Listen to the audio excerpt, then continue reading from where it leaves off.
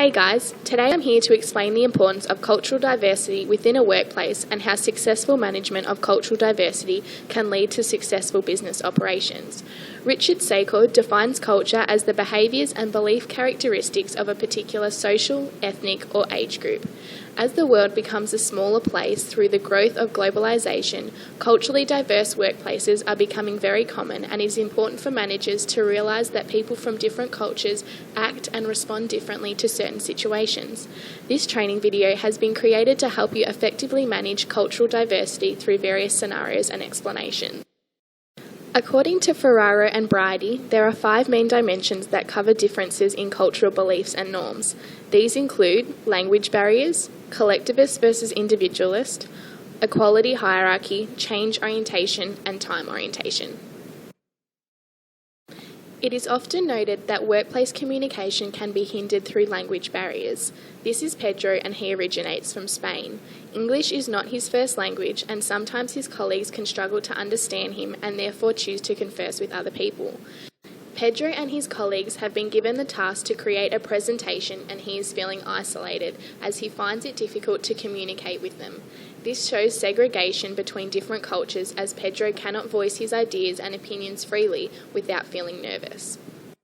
In order to overcome this problem, it is important to encourage unity, cooperation and persistence among employees. According to Madeira, by working hard to overcome language barriers, not only will employees feel accepted and confident within the workplace, but open communication lines can contribute to organisational efficiency, healthy communication between employers and employees, and increased job performance and productivity.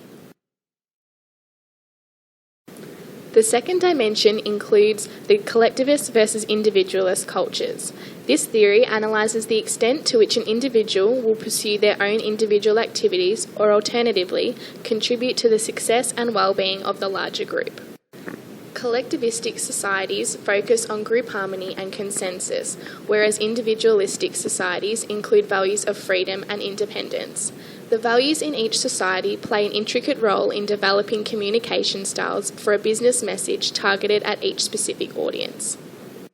Audiences in an individualistic society react well to messages that speak to individuality and personal achievement, whereas audiences in collectivistic societies react well when the message is emphasised on the well-being of a group.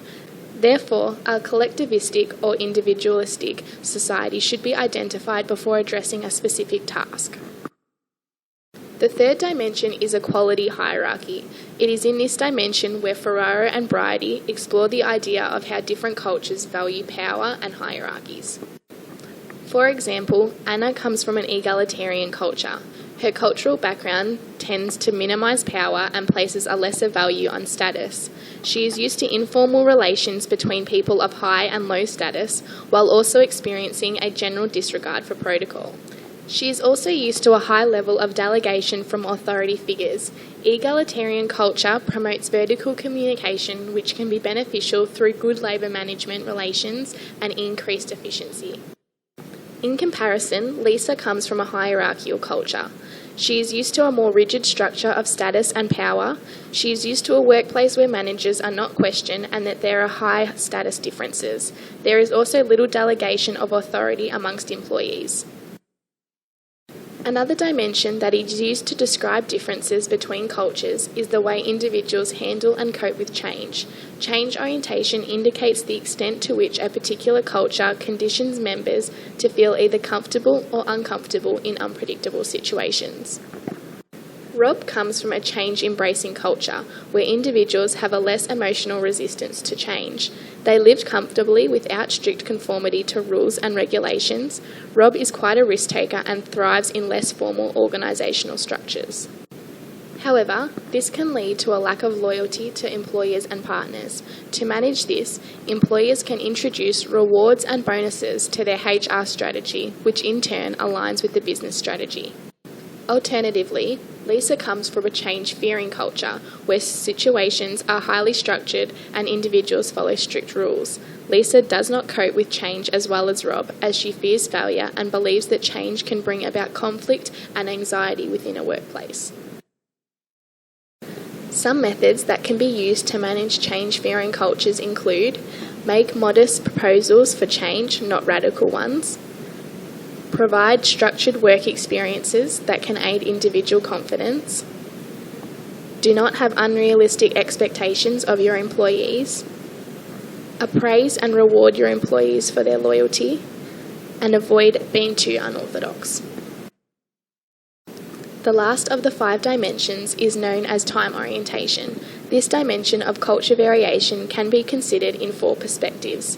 These perspectives include the reckoning of time, sequential or synchronized time, past or future orientation, and finally, the individual's perspective of busyness. The first and most important is an individual's value of reckoning time. An individual can be considered as either having a precise reckoning of time or loose reckoning of time. This is Simon from Switzerland. He is the manager of an organisational division. He is a precise reckoning of time individual who views time as a tangible commodity and expects people to follow schedules, establish timetables and meet deadlines effectively. Simon expects punctuality and strict timelines from his subordinates. This is Diego. He is part of Simon's team and must report to him on a regular basis. However, Diego comes from South America, where people generally place a higher value on human relationships than that of time as a commodity. According to Ferrero and Briotti, authors of Cultural Dimension of Global Business, those who have a loose reckoning of time, similar to Diego, see schedules and deadlines as more of expressions of intent rather than obligations.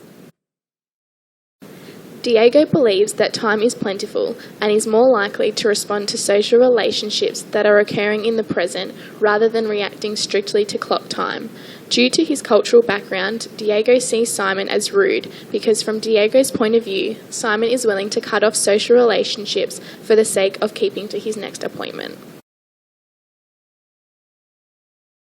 Diego, I've noticed that you sometimes seem overwhelmed with the workload and handing your reports to me on time. Is there anything wrong? Hey Simon, thanks for asking, but there's nothing wrong. I just don't usually tend to stick to a rigid schedule and deadlines. I prefer socializing and working around my own time frames. I understand that may be the way you prefer doing things which may work best for your work performance. However, working towards deadlines and setting yourself a time frame is very useful when working in large organization, as it affects the whole business and is very efficient when collecting important data. In the future, please try to stick to these deadlines so we can achieve our aims and objectives. I understand. Thanks for clarifying that. I'll try my best to stick to the deadlines in the future.